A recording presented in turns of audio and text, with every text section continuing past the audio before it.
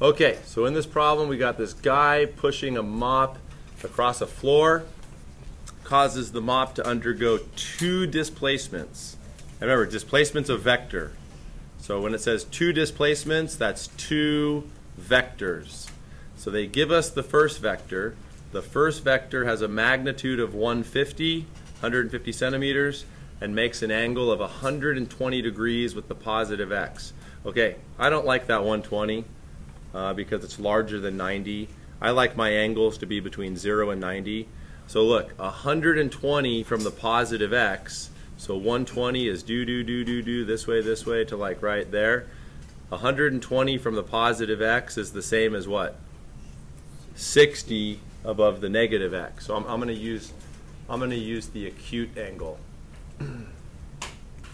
So I'm going to show the first vector. And guys, I'm not doing this. I can't really use a ruler or a protractor. So I'm going to set these up as best I can. This solution is going to be mathematical. Could you also solve this graphically? Definitely.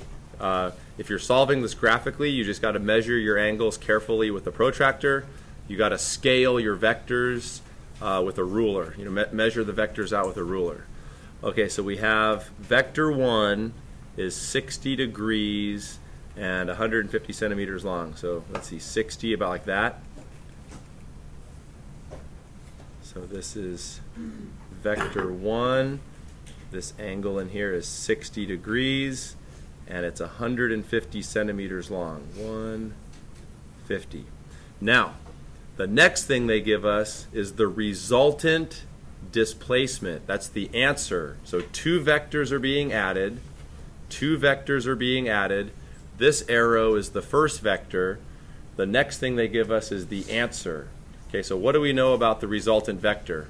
It goes from the tail of the first to the tip of the last. Okay, so I'm going to do this in red. So I'm going to connect this to the tail of the first vector, right? Because doesn't the resultant go from the tail of the first to the tip of the last? Okay, so the resultant displacement does what? It has a magnitude of 140 and is directed at an angle of 35 degrees to the positive x-axis. So 35 degrees, let's just eyeball it, a little shorter. What do you think? About like that? And it doesn't really matter as long as you're close, because you know we're going to be doing this on the calculator anyway. So this arrow here represents the resultant vector, which is equal to 140 centimeters, and this is 35 degrees. Now, the vector that we're looking for, how are we going to place the vector that we're solving for onto this diagram? Well, how do we add vectors together? Tip to tail. So the vector that we're looking for has to be this. This is vector 2. This is what we're looking for. This guy right here, that's what the question wants us to solve for. Okay? Now, how do we go about finding that vector? Well, to do it mathematically, you know, the thought I had, or I mean, the way I would do this, let me pick a color here first. I'm going to show components in, somebody pick a color. Should we do it? Well, we already used red here. Let's do orange. No, let's do magenta. Okay, so what we're going to do, I'm going to show the components. So this first vector, the 150, has x component and y component.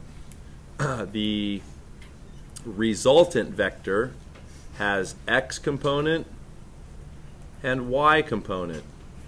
The vector that we're solving for, the missing vector here, has x component and y component. Now, what has to be true? The thing that has to be true is that this x component here, so I'm going to put a dot on it, this x component plus this x component, these two x components that I put the dots on must add up to what? To this guy, right? The two vectors being added, their x components added together must equal the x component of the resultant vector. Does that make sense? Okay? Because like if you don't understand this, you won't understand the solution. Right? So the two vectors being added are the black vectors, right? The two vectors being added are the black guys. The x component of this vector plus the x component of this vector must equal the x component of the resultant. Does that make sense? So let's put this into a mathematical equation. Okay, so summing up our x values. So I'm just going to call this guy x and this guy y.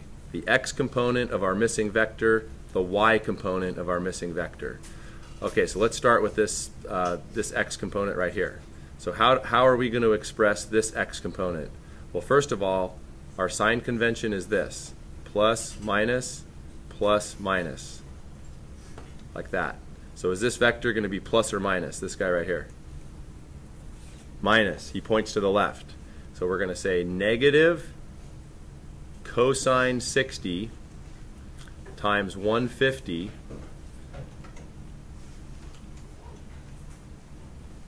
Let me get rid of this. Is annoying. Close that. Sorry. Okay. Negative cosine 60 times 150, that's this guy, plus x, which is this guy, right? These two vectors added together, those two components, must add up to what? To this guy, which is, so that's going to be cosine 35 times 140. Okay? Now let's do the same thing for the y direction. So for the y direction, what needs to be true? This y component plus this y component must equal what? This. Okay, so how can we talk, what can we say about this guy over here? That guy is going to be sine 60 times 150. And then this guy right here, we'll just say plus y. Or should we just make him, we'll make him minus right now. Let's just make him minus right now. Why am I making him minus? Which way does this guy point?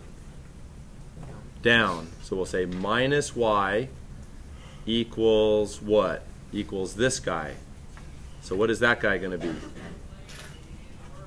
Sine 35, 140. Okay, so we're almost done. So now what we do is we take this equation, solve it for what? X. When you do the algebra, that guy comes out as positive 189.687, and then that's going to be centimeters. Then take this guy, solve him for y. That comes out as negative 49. Well, actually, he comes out as positive. You know why he comes out as positive? Because we already called him negative right here. We already called it negative. So this will be 49.603. Okay, so now what do we do? Which vector are we looking for? We are looking for this guy, right? That's what we're looking for. How do we find it? Well, we now have the x component and y component of that missing vector. Okay, so what you do is you go, okay, we have x component. The x component is 189.687 centimeters. The y component points down and is equal to 49.603.